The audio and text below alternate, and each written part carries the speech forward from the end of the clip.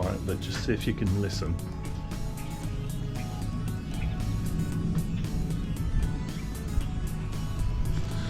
It's lunchtime on Monday and one of my overachieving neighbours is out cutting their lawn already.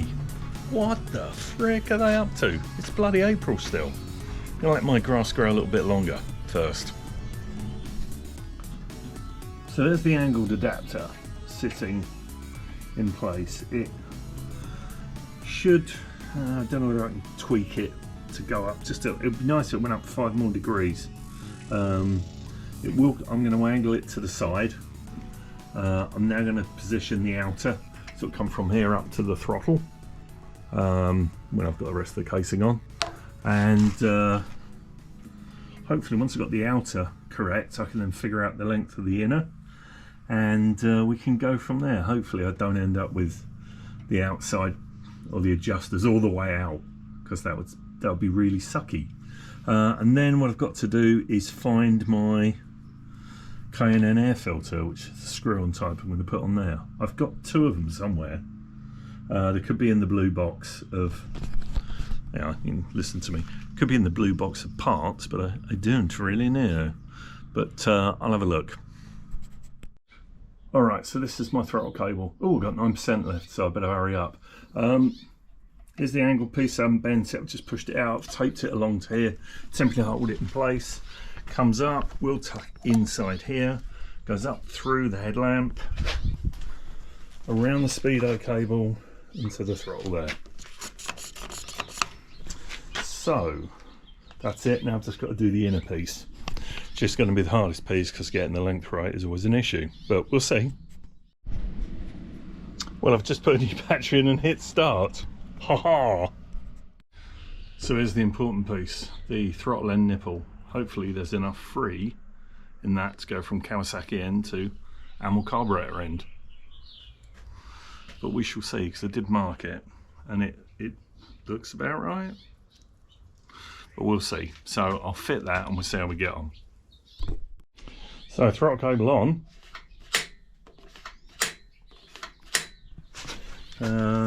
Let's see, can we see the carb down in there?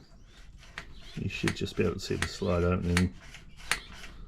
Right, all that remains now is to put the ignition coil in and the trickery box to do all the electronic trickery, and then connect it all up, and then maybe lash up a battery, put a can of gas on it and see if it goes pop. Right, so I've mounted the ignition coil. It looks like that. Those are a couple of nuts. I was at the hardware store, I was going to get spacers, and I thought, and they were like 150, these were 95 cents each. I could just weld them through and then bolt them in. All I've got to do now is cut a hole here, about there, for the high tension lead. I'll figure out where it is, I'll do some measuring, and probably about there. Drill a hole and we can run that out. Toolbox sits like that. I'll bolt it up without the coil in it, obviously, because the mounting point is right behind the coil, and then put the coil in. And that's pretty neat. And then the cable can run out over the top. My battery's going to be about here. I don't need the full, because I'm LED everything, the amp hours is really small. So I only need like a 5 or 7 amp hour battery. So that'll fit in here, and I'll go for a gel one, not a full on lead acid. And that should make things really easy for me. Yeah, getting there. Hey, alrighty, let's have a look at where we are. So we have boiler unit, voltage regulator, coil, HT lead, set up to spark plug, got the battery charge in. I've lash up rigged the voltage regulator. Everything needs a little bit of, should we just say, sweetening up a little. But I'm at the point where I think I can connect the battery and give it a kick and try and get it to fire, or at least spark, make sure that works. And my lash up scooter coil is good. I need to go and get some terminals, that's the only thing I'm missing. And I'm also possibly not going to have this. This may disappear completely. Not sure yet, but that will be a thing that happens. So I'm off to the auto parts store to buy some wiring terminals. We'll see how I do. So I've taken a bit of a step back today. Had it running yesterday, had it running for, I would say 2 minutes before and I had it running total loss on the battery, so no charging circuit. The battery was just powering the boiler, and there was a weird fizzling noise and a little puff of something came out from the battery and it stopped running. So the battery was toast. I've got a lot of tappet rattle, and I know why that is, and I know it's because I've got 2 head gaskets in, so I've taken the head off. I am going to go back to 1 gasket, and I'm going to correct the issue with the valve by doing a little bit of relief on the inlet piston, on the inlet side, which is here. It's going to kind of relieve a little bit in here.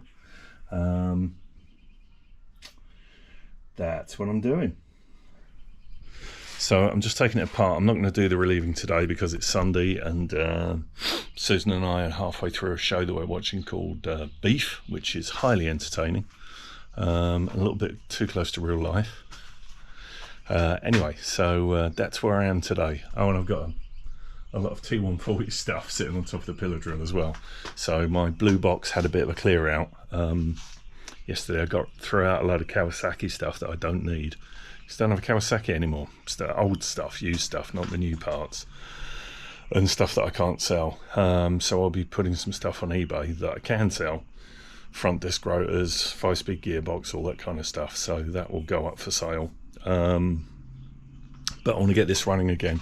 I need to clean the carb out because we were leaking from here, and the gasket there isn't that great, I don't think. So I found a full service kit.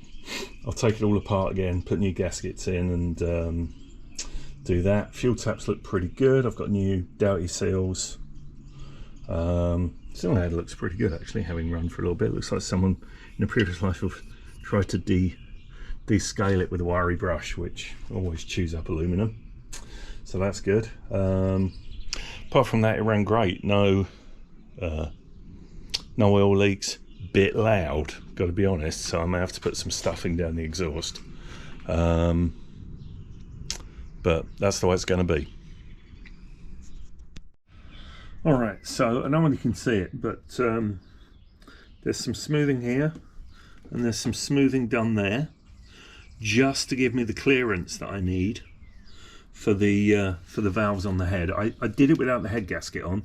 Put the head on, greased the head, kicked it over, ting ting, looked at the witness mark on the piston, carefully dremeled the cutaway out, did both sides, put the head back on, held it in place, kicked it over, no tinging.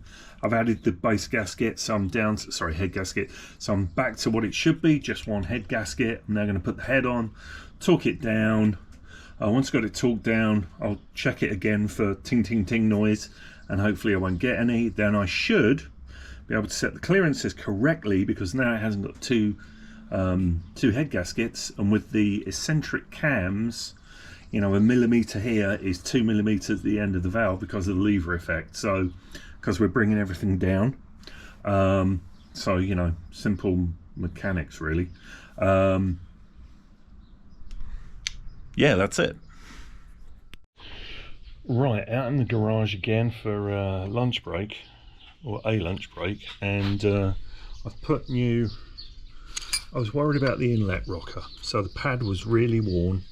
I've got a new rocker basically. I've put new shafts in as well, eccentric shafts, and they rotate much better. The exhaust side was pretty good. The inlet side was really worn on the pad.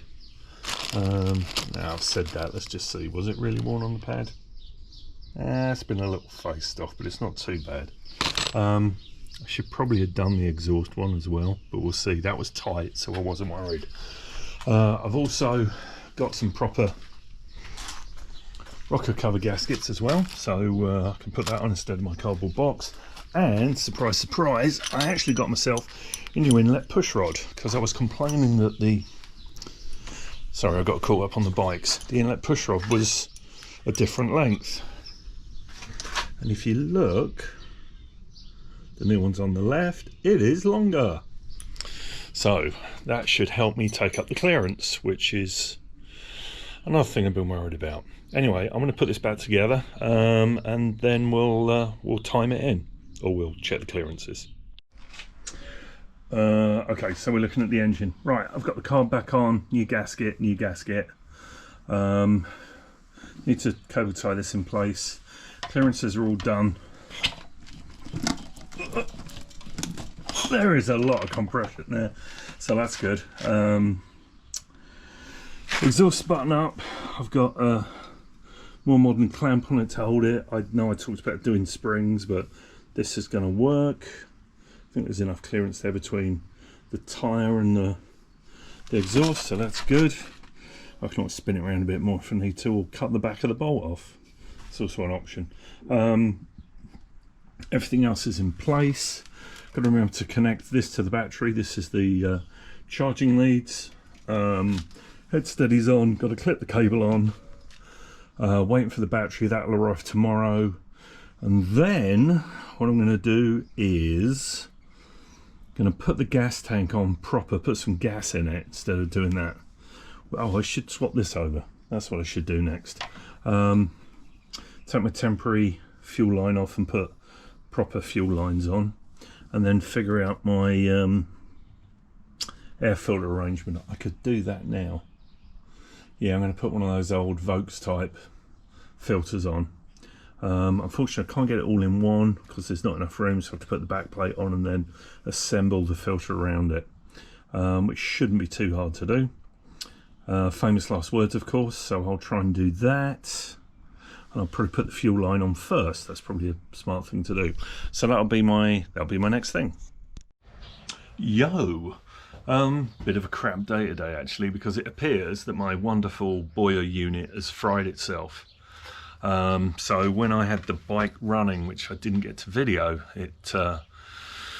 the battery crapped out on it, and I don't know whether it shorted or did whatever, but in the process it seems to have fried this, because when I've put a new battery in and gone through all the connections, checked the wiring and everything, and this is deader than dead. There's juice to it. I've tried connecting the two. These are the impulse wires from the sender unit, the coil, the induction. You're supposed to be able to click these together or connect these and it will put a spark on the spark plug, and there's nothing. So I'm now faced with buying another one of these, which I don't really want to do because it's another $100 and some odd that I don't want to spend on a bike that's going to be worth, although you can't really think of it like that, but bike that's worth what, $2,000 or $3,000. Let's say three, I'll be generous. So now I'm at a crossroads. Do I buy another one of these, which basically means buying a whole new boiler kit?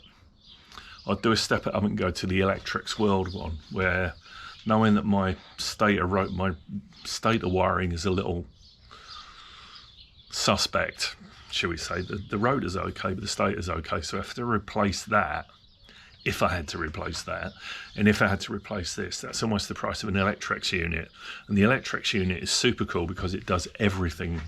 Ignition, wiring, spark, everything in the unit around that replaces the stator.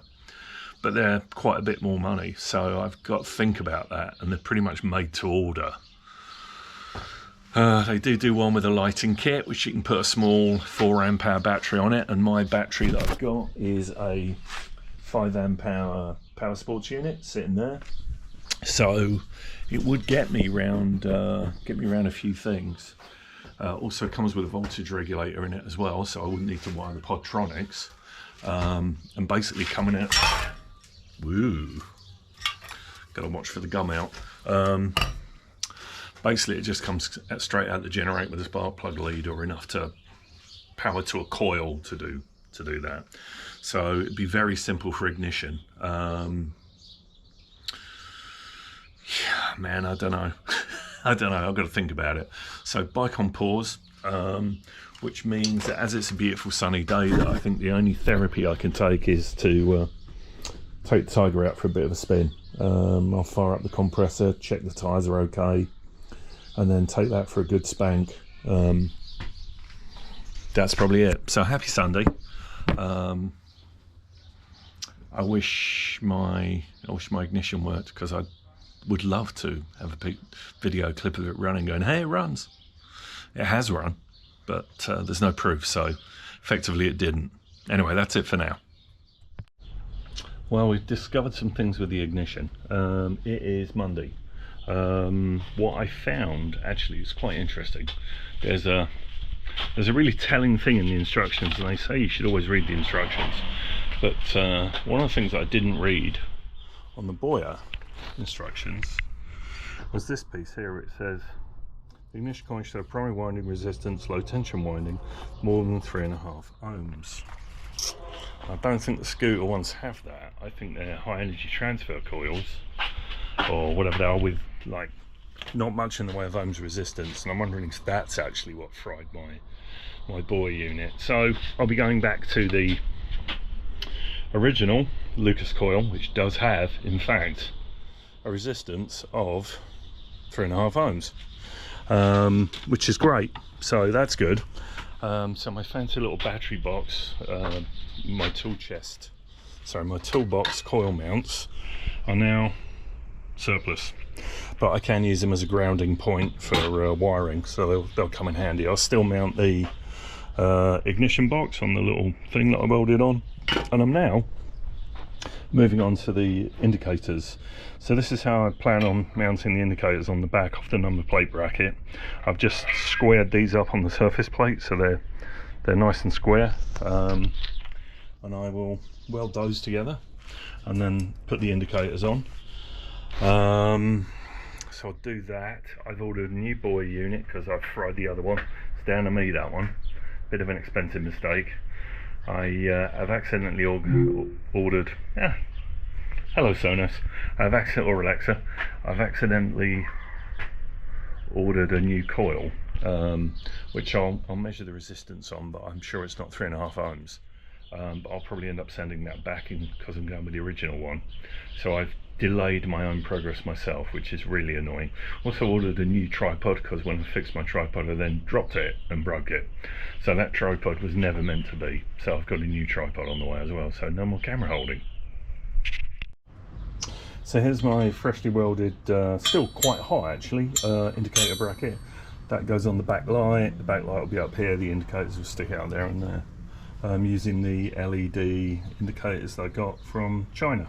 Hey, great news, my tripod's here, but you can't see it because I'm using it. But anyway, there you go. So what am I up to right now? Well, I did, so like, there's that indicator bracket, or yep, indicator bracket that I showed you shortly. And I've just unpacked my box. This is the size of this box, right? This is what my tripod came in, and it's all of like maybe 7 inches long and about 1 inch diameter. Wacky packing, that's for sure. I'm just literally I'm just going to rewire again using the original coil, because I think my ohms issue, my resistivity issue on the coil was the problem why I managed to fry the last one. I'm going to try the old units if I get a spark out of it, and just in case it was the coil that went pop. And I've got a bee in here as well, so that's good. Anyway, I'll wire it all up and I'll video testing it. I did put on the handlebar grips and the other control lever. Handlebar grips I've stuck on with clear lacquer. I know people may not like the colour, but I kind of like it, and it's my bike, so there we go. Yeah, that's it for now.